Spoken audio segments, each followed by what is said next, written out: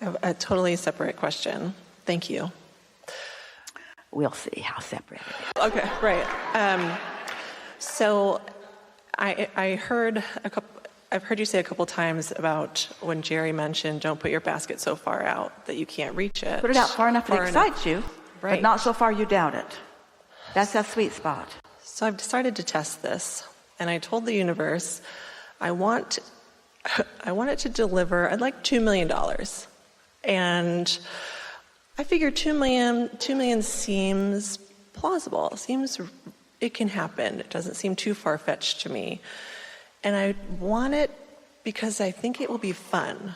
I don't need it. I just want it. Is it okay to test the universe in that way? How long ago did you do that? Oh, I've been playing, maybe a couple months ago. I've just been playing with it, and I just haven't told anyone outside of this room about it. And the worldwide broadcast audience. Oh, right, yeah. I just think it'll be fun, and so do I just let it go, right? All right, let's play with this. Words don't mean diddly squat. And a lot of people are offering a lot of lip service, and a lot of people are trying to say it and make it happen. Speak it into reality is a common phrase roaming around. We're not all that excited about, because it's not the words that make it happen, it's the vibration that makes it happen. So it'd be much better to say feel it into reality. You said it would be fun. Well, there are a lot of things that are fun. You don't need $2 million to have fun. Ask your 3-year-old. Yes. And so make us believe that you are feeling that. What does $2 million feel like? Is it just $2 million all at once? That won't last very long. That's true. Is it $2 million on a regular basis? Is it $2 million? In other words, when you're testing the universe, it's like, I don't believe you, so I'm testing you. And so give me the $2 million, then I'll trust you. But where's that coming from? I don't believe that this will happen, but if you will make it happen, this thing that I don't believe will happen, then I will believe that it will happen, and then I will ask for more. But I've started low for now. So I guess what I want, the feeling place. What is $2 million? Really, people handle it. It's dirty. It stinks. Have you ever smelled your money? Oh my gosh. It's not portable. Or do you want electronic money? Or do you just want money in the bank? You just want the bank to give you credit so you can just use your credit card to spend the money. So what is it about the money you want? It isn't the money. You want the mobility that the money gives you. And so what is the mobility that you're talking about? What would it feel like to have a card that you could utilize in whatever way you want to? $2 million is really too vague. What does the card that is backed up by the $2 million or by the infinite abundance, what does that card, what are you going to offer it in exchange for? Yeah, so freedom of choice, freedom of time. All right, so when you say freedom of, you're not there. You're saying freedom from being bound by not having it. So that's not the feeling place that attracts it. So what are easy existing matches? Do you have a credit card? Yes. And when you offer it, do you appreciate the convenience of it? I do. And the efficiency of the way the systems work these days? And the fact that your money is there, but it is movable? Do you appreciate the fact that the money is there? These are easy existing matches. And so every time you get that card out and you say to yourself, this is my card, what's backing this up is infinite intelligence and infinite abundance. And I'm offering this card for something that I would like to experience right here and now that feels good to me. Like this meal that we are going to eat, or these shoes that I'm going to put on my child, or I can come to the Abraham seminar without having to cut the food budget back, or whatever it is. How does that card feel to you on a usual basis when you offer it? Like not enoughness, or like plenty of enoughness? Lately it's been feeling like plenty of it, like fun, like ease. It feels... Well, then that is finding the feeling place. And you can do that as many times a day as you can get out and do it. I am abundant. Now let's go back to the things that we were talking about earlier, the pointing game. I'm abundant. I am in balance with my abundance. I'm in balance with my abundance. Ideas are flowing to me. I'm in balance with my abundance. My abundance is ever increasing. We offered a game some years ago, a columnar pad, because a lot of people were bound up spending all of their money, not having any left over. And so we encourage them, get a columnar pad, and on the left, start with the thing that you spend the most for every month. For most, it was a house payment, then a car payment, and so on, all the way down. And most people had 10 or 12 items that they put on their list. And we said to them, every month, as you do your best to pay everything, let that be your mantra. I do my best to keep my word about all of this. But over here on the right side, where it's not a very big payment, I do double what that is. I do twice as much as is expected of me on that. Let it be fun, and then feel what it feels like to do twice as much. Now, some would argue, but what's the point of doing twice as much on a $12 payment if I can't make my rent? Well, you're missing the whole point of the game. What you're wanting to do is make money fun. You're wanting to get control of it, acknowledge where you are, and then find a way to make it feel good to you. And it will feel good to you to do that twice. And then next month, do that twice. And then it will feel good to you when before you know it, that doesn't exist at all. And there's more liquidity in your budget. And then that, and then that. And before you know it, there were people that were writing in that became debt-free in very short periods of time because they turned their finances from something that felt like a burden or a curse or injustice into something that felt fun, something that really feels fun. We have to tell you, more than 100,000 people played that game. Many more than 100,000 people played that game. Fewer than 1% played it long enough to find the feeling place of freedom. You got to want to feel what it feels like to be financially free. And if you aren't financially free and you feel guilty about making something up, so we're not asking you to make it up. We're asking you to look for easy, already existing matches to the prosperity that you are looking for. Like the abundance of fun and love that you feel for your little one. And the ideas that flow to you and the way that you make things go and the way that you make things stretch. And the money that continues to flow in. Those that were playing the game wrote to Jerry and Esther all kinds of things. An insurance payment they didn't know they were going to get showed up. One lady said, I sold a horse to this person many, many years ago, and they decided to pay me back for the horse, finally.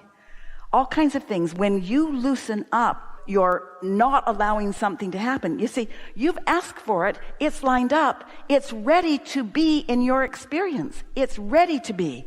Are you ready for it to be? In most cases, no. In most cases, you're not ready for it to be because you're still complaining about it not being. So you can't just play some frivolous game and say, I'm asking for $2 million and I feel pretty good about it and I'm using happy words and I'm smiling when I say it and I think it would be fun. You got to work for the feeling place of prosperity. And when it clicks in, you will know it. And not only will you know it, but you only have to do it once or twice, really know it, and things will show up. You say, whoa, this stuff really works. I hardly focused myself into really feeling abundance. And then abundance said, here I am, here I am, here I am, here I am, here I am. That's how it works. You get what you are putting out. Most people aren't aware of what they're putting out. They're covering up what they're really putting out with words that aren't getting it done. Be like your gas gauge shows your tank is empty. Disturbing, so you put a happy face sticker on it. I feel so much better now. Or you draw a gas gauge that's a full tank and just stick it on there. Not really a good idea, is it? Better to acknowledge you're out of gas and then go get some. Well, the tank's there. The tank is your inner being. That's where all of the resources are. It's hard for you to hear this, and we want so much for you to know it the way we know it. When you ask for it, even when you ask for it from knowing that you really didn't want it to be like that, you ask for something different. And your inner being heard and said, done. We will focus upon what you're asking for, and it will come into being. But you got to be a cooperative component to what you're asking for before you witness it coming into being. If you knew the veritable fortunes that you have piled up in your vortex, the relationships, the good experiences, the beautiful things, the wonderful manifestations, the prosperity, the well-being on earth, the getting along with each other, the loving your neighbor, if you knew what you as a population of this earth had put into this vortex, that is there for you. And you don't have to wait for anybody else to figure it out. You just got to tap into it and let that abundance flow to you as it naturally will, unless you're fixated on where you are. Do you know what the enemy is a strong word? Do you know what keeps people from living the fulfillment, the full manifestation of their vibrational reality, of what they've asked for? Their awareness of what is. You can't focus on what is and feel it and let that come at the same time, because that feels different than this. Sickness feels different than wellness, and confusion feels different than clarity. And abundance feels different than not enoughness. They feel different. You have to present yourself to the field of attraction with a vibrational frequency that is noted to you by the way you feel in order for what you want to flow in. And when you make that connection and it flows in and you go, whoa, I can do this.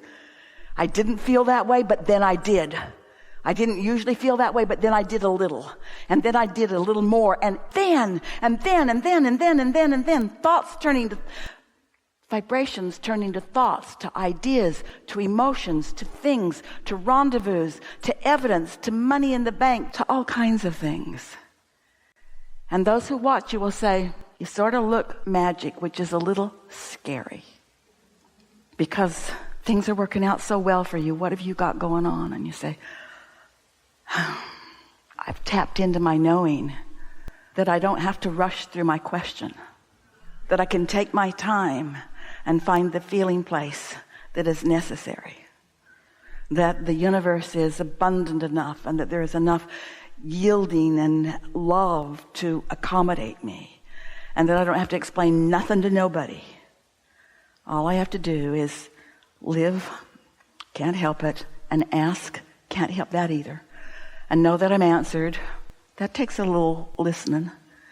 And then find the feeling place. What does it feel like to really feel free? And what does it feel like to take money out of the equation? Esther met the doorman in her building, young kid, door boy, she wants to call him. He's really, really, really young. And he showed up to work, and he was in such pain. And Esther said, what's going on? And his hand was all wrapped up. And he said, I got in a fight, and I broke my hand. I hurt my hand, and the doctor says it's going to need surgery, but I can't afford it. And Esther said, I can, let's go. Now, I'll lose my job. Okay, wait till after work. Off they went. Turned out, it wasn't broken, it wasn't messed up, it was just out of alignment. The doctor said, this is going to hurt a little.